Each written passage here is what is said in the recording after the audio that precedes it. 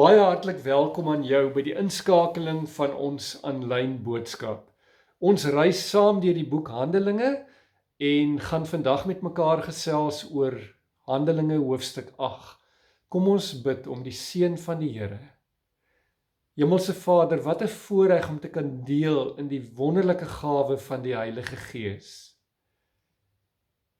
Gee vir ons die genade om te wandel deur die Gees, om elke oomblik vanuit sy teenwoordigheid te lewe, en mag die vrug van die Gees meer en meer gestalte in ons lewens vind, in Jesus se naam.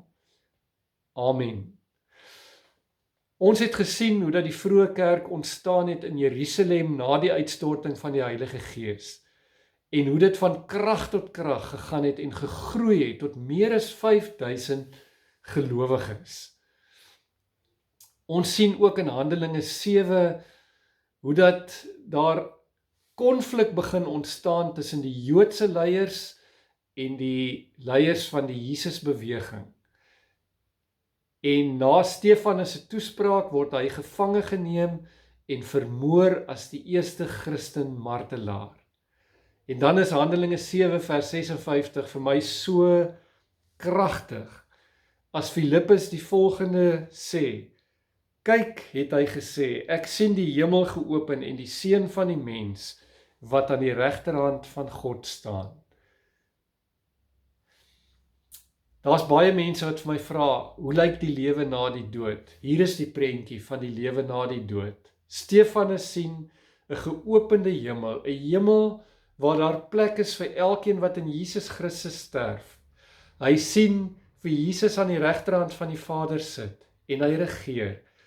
En hoe dat ek en jy eendag saam met Jesus oor die bose magte gaan regeer. Stefanus sê vir ons, verseker is daar lewe na die dood. En dan lees ek saam met julle Handelinge 8 vanaf vers 1. Ook Saulus het hierdie moord goedgekeur. Daardie dag het daar die ewige vervolging van die gemeente in Jerusalem begin. Al die gelowiges behalwe die apostels is uitmekaar gejaag en verstrooi oor die gebiede van Judea en Samaria. Saulus het die kerk probeer uitroei. En dan kom ons daar vanaf vers 4. Die gelowiges wat uitmekaar gejaag is, het so ver as wat hulle gegaan het, die goeie nuus van Jesus Christus verkondig. So het dit gebeur, dat Filippus by 'n stad in Samaria gekom het, en Christus daar verkondig het. Toe die mense hoor wat Filippus verkondig en die wonders sien wat hy doen, het hulle aandagtig na sy prediking geluister. Onrein geeste het met geskreeu uit baie mense uitgegaan, en baie wat verlam en krepeel was, is gesond gemaak. Daar was groot blydskap in daardie stad. En dit bring my by die eerste punt, dat die evangelie van Jesus buite Jerusalem versprei het, en ironies genoeg na die Samaritane. Hoekom sê ek so? Die Samaritane en die Jode was aardsvyande gewees. Hulle het mekaar met 'n passie gehaat.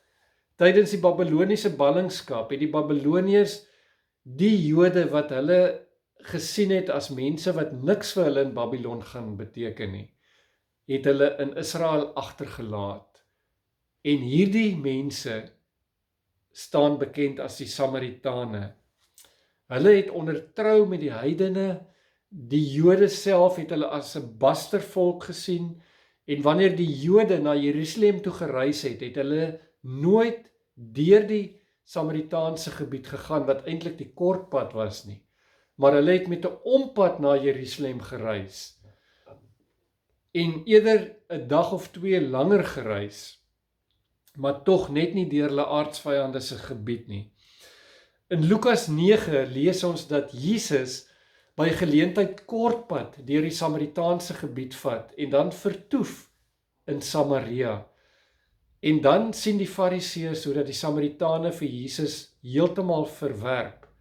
En dan bid hulle en sê eintlik vir Jesus: Here, wil U nie die koninkryk sluit, die hemel sluit vir die Samaritane nie, want hulle is nie werd om gered te word nie. En dan kom Jesus met daardie kragtige gelykenis van die barmhartige Samaritaan in Lukas 10, vers 25 tot 37, waarop na my mening hy kommentaar lewer op Levitikus 19, wat gaan oor die groot vraag, wie is my naaste? En dan sê Jesus vir die Fariseërs met hierdie verhaal, dat die Joodse persoon wat op reis gegaan het, en aangerand is, en vir dood agtergelaat is, daar het die Joodse leiers verbygekom, die priester en die leviet, en ander pad gekyk. Toe die Samaritaan verbykom, toe gaan kniel hy by hierdie man, en hy ontferm hom oor hom, en hy versorg hom. En daarmee wil Jesus antwoord op Levitikus 19, wie is my naaste? Ek en jy kan nie liekraak gaan kies wie ons naaste is nie. Nee, ons naaste is elke persoon wat vandag op jou en my pad kom. En ek en jy is geroep om daardie persoon te dien met die liefde van die Here Jesus en daardie persoon se voete te was. En dit bring my by die volgende baie belangrike punt wat vir my uitkom in hoofstuk 8, en dit is dat die Here God werk soos wat hy wil, op sy manier. In hierdie gedeelte sien ons ook, of in die boek Handelinge sien ons ook 'n paar uitstortings van die Heilige Gees. Ons sien in Handelinge 2 dat die uitstorting van die Heilige Gees gepaard gegaan het met die spreek in tale, maar dan nie met vreemde tale nie, maar waar elkeen in sy eie moedertaal gepraat het. Dan sien ons in Handelinge 4, as Petrus en Johannes voor die Joodse raad verskyn, en dan agterna na die gelowiges toe te gaan om ondersteuning by hulle te kry, dan bid die gelowiges, en dan word nog 'n klomp mense vervul met die Heilige Gees, en hierdie vervulling met die Heilige Gees gaan gepaard met bemoediging van Petrus en Johannes om met vrymoedigheid die evangelie te verkondig. Dan kom ons in Handelinge 8, waar Filippus in Samaria besig is, en waar Petrus en Johannes deur die kerk in Jerusalem na Samaria gestuur word, om die gelowiges daar te gaan bedien, en hoe dat hulle dan deur handoplegging, dat met handoplegging gebeurde, dat nog 'n paar gelowiges die Heilige Gees ontvang. As ons verder gaan in Handelinge en ons kom by Kornelius, dan sien ons hoe dat sy hele huishouding in die geloof in die Here Jesus aanvaar, en hoe dat hulle dan in vreemde tale begin spreek, wat dan een van die gawes van die Gees is in 2 Korintiërs 12. Wat vir my baie interessant is daar is nie 'n spesifieke tegniek of 2 of 3 stappe wat Jesus volg om deur sy Gees te werk nie. Hier's verskillende uitstortings van die Heilige Gees, met elke uitstorting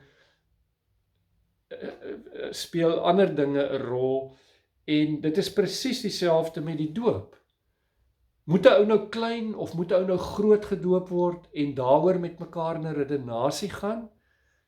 Die eerste Christene is groot gedoop, maar dan staan daar ook in Handelinge 2, en dit geld vir julle en vir julle hele gesin. Daarna is gesinne gedoop. In Kornelius se tyd is sy hele huisgesin gedoop.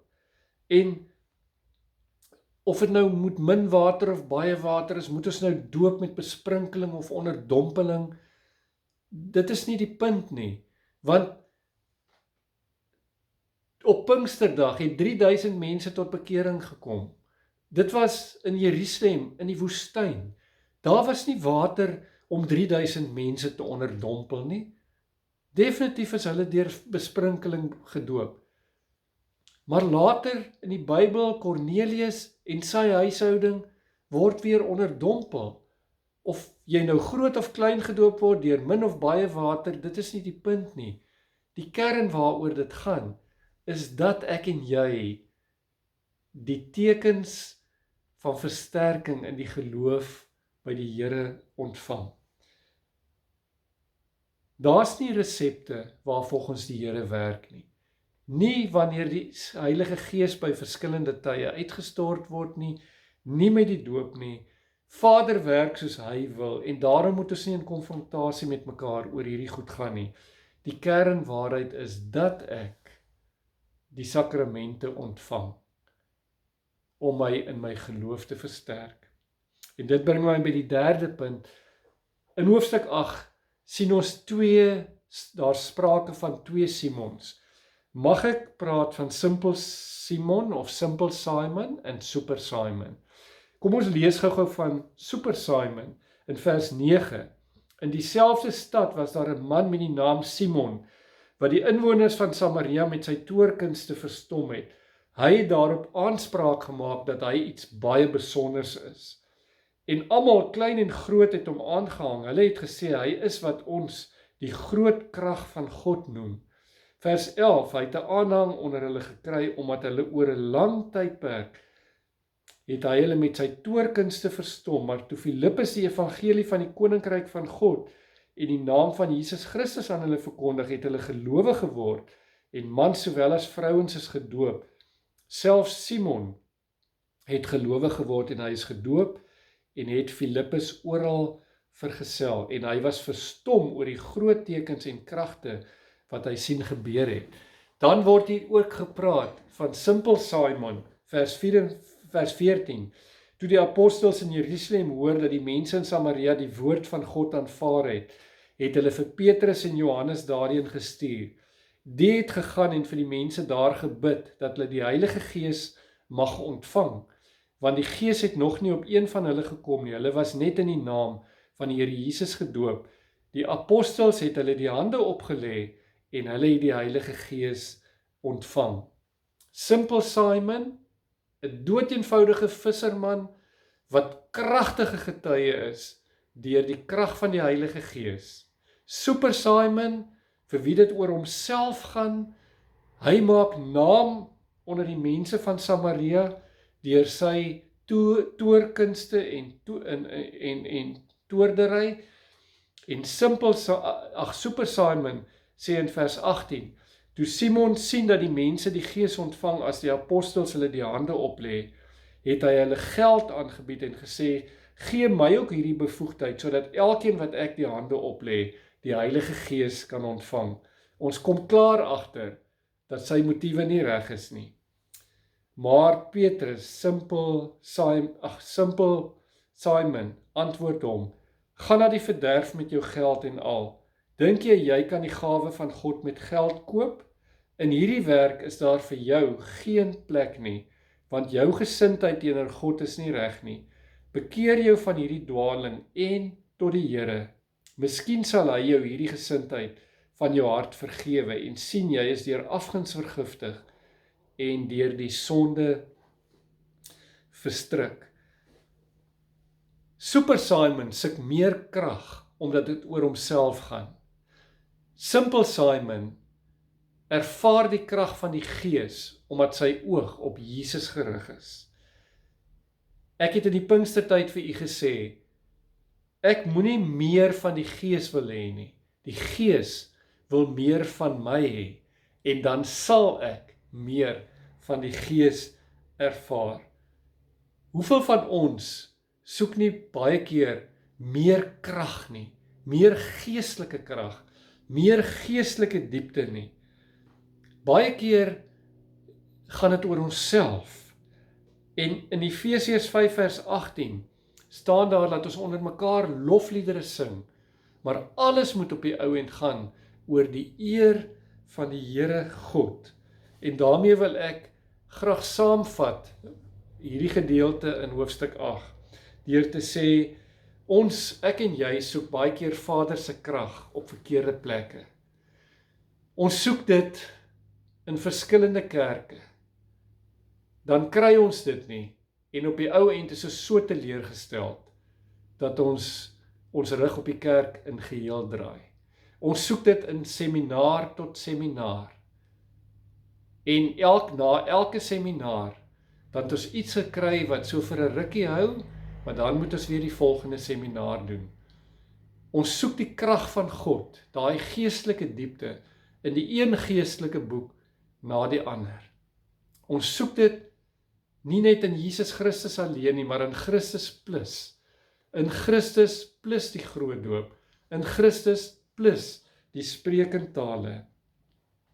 Martin Luther het gesê, die krag van God is wat jy vind op jou knieë, in jou binnekamer, in jou gebrokenheid voor die Here, waar jy besef, ek is niks.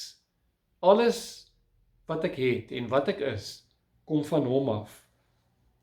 Ek dink in ons pragtige visioneringsteks in Handelinge 7, as daar staan, as iemand dors het, as iemand na meer soek, kom na my en drink.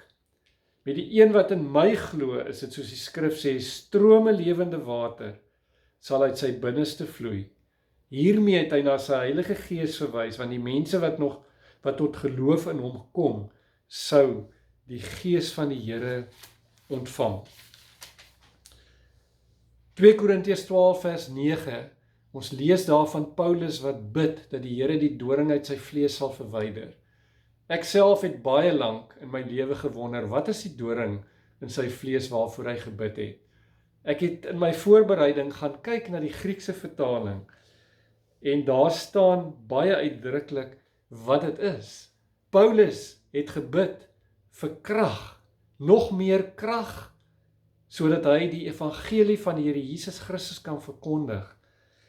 En weet julle wat antwoord die Here om in 2 Korintiërs 12 vers 9? My krag, die Griekse woordjie dunamis, my krag, dinamiet, word in swakheid, in astheneia geopenbaar. My krag kom juist tot volle werking wanneer ek en jy swak is, want as ons swak is, dan besef ons dat die enigste krag waarmee ek en jy iets kan doen, is die krag wat van hom afkom. Ek en jy is nie eindverbruikers van die Here se krag nie.